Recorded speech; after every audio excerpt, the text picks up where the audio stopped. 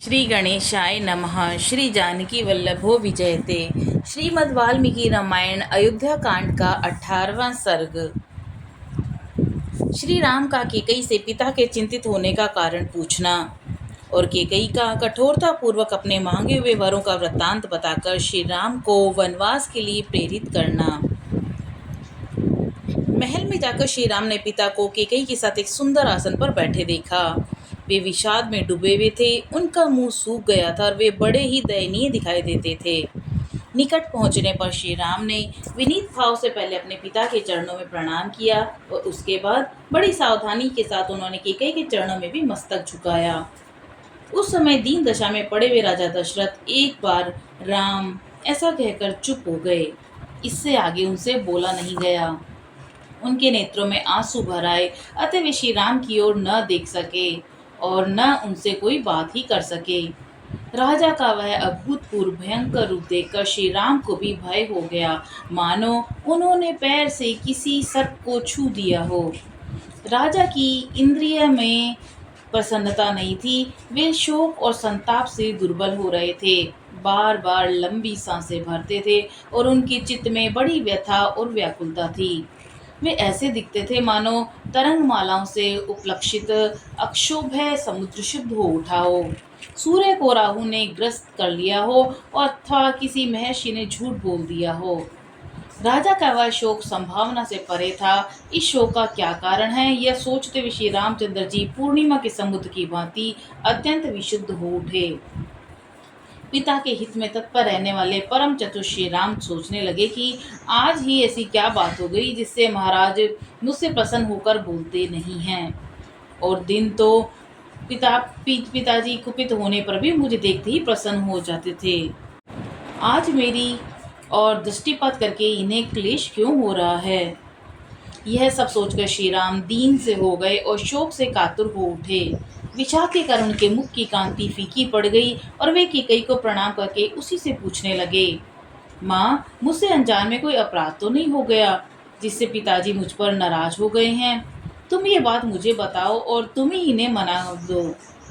ये तो सदा मुझसे प्यार करते थे, आज इनका मन अप्रसन्न क्यों हो गया। देखता हूँ ये आज मुझसे बोले तक नहीं। इनके मुख पर विषाद छा रहा है और ये अत्यंत दुखी हो रहे हैं।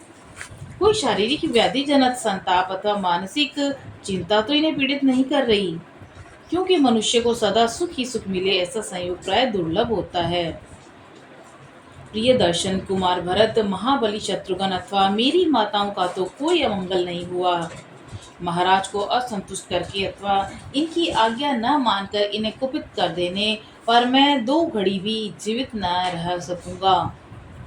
मनुष्य जिसके कारण इस जगत में अपना प्रादुर्भाव जन्म देखता है, उस प्रत्यक्ष देवता पिता के जीते जी वह उसके अनुकूल बर्ताव क्यों न करेगा।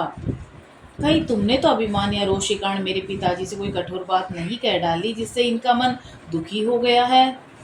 देवी, मैं सच्ची पूछता हूँ, बताओ किस कारण महाराज के मन में आज इतना संताप है। इनको ऐसी अवस्था में पहले कभी तो नहीं देखा। महात्मा श्री राम के इस प्रकार पूछने पर अत्यंत निर्लज्ज की कई बड़ी हठाई के साथ अपने मतलब की बात इस प्रकार बोली, राम, महाराजा कुपित नहीं है और न इन्हें कोई कष्ट ही हुआ है। इनके मन में कोई बात है जिसे तुम्हारे डर से ये कह नहीं पा रहे। तुम इनके प्रिय हो, तुमसे कोई अप्रिय बात कहने के लिए इनकी जुबान नहीं खुलती, किंतु इन्होंने जिस कार्य के लिए मेरे सामने प्रतिज्ञा की है उसका तुम्हें अवश्य पालन करना चाहिए। इन्होंने पहले तो मेरा सत्कार करते हुए मुझे मुंह मांगा वर दे दिया और अब ये दूसरे गंवार मनुष्यों की भांति उसके लिए पश्चाताप करते हैं। ये प्रजानाथ पहले मैं दूंगा ऐसी प्रतिज्ञा करके मुझे वर दे चुके हैं और अब उसके निवारण के लिए व्यर्थ प्रयत्न कर रहे हैं। पानी निकल जाने पर उसे रोकने के लिए बांध बांधने की निरर्थक चेष्टा करते हैं। राम, सत्य ही धर्म की जड़ है, यह सब पुरुषों का भी निश्चय है। कहीं ऐसा न हो कि ये महाराज तुम्हारे कारण मुझ पर कुपित होकर अपने उस सत्य को ही छोड़ बैठे। जैसे भी इनके सत्य का पालन हो वैसा तुम्हें करना चाहिए। यदि राजा जिस बात को कहना चाहते हैं वह शुभ हो या अशुभ, तुम सर्वथा उसका पालन करो तो मैं सारी बात तुमसे कहूँगी।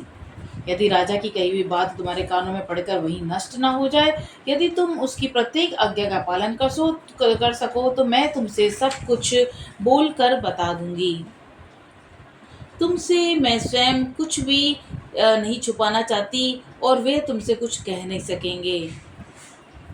कैकई की कही हुई ये बात सुनकर श्री राम के मन में बड़ी व्यथा हुई।